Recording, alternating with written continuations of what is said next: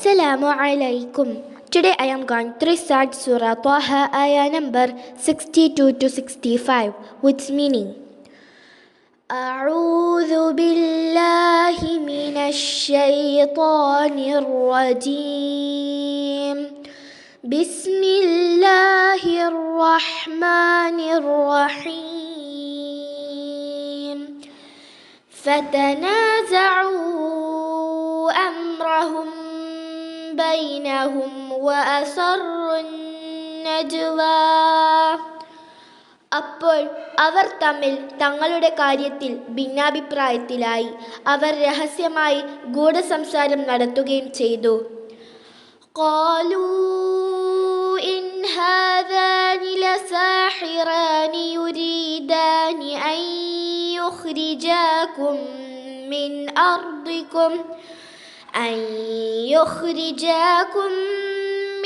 أرضكم بسحرهما ويذهبا بطريقتكم المثلى. അവർ പറഞ്ഞു, നിശ്ചയമായും ഇവർ രണ്ടുപേരും ജാലവിദ്യക്കാർ തന്നെയാണ്.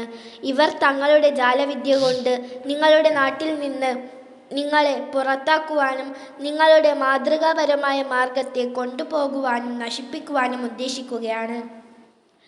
فأجمعوا كيدكم ثم أتوا صفا وقد أفلح اليوم من استعلى. ആകയാൽ നിങ്ങൾ നിങ്ങളുടെ തന്ത്രങ്ങൾക്ക് ഒത്തൊരുമിച്ച് പൂർണ്ണബലം നൽകുകയും എന്നിട്ട് അണിയണിയായി രംഗത്ത് വരികയും ചെയ്യണം.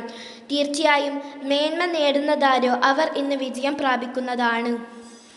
قالوا يا موسى إما أن تلقي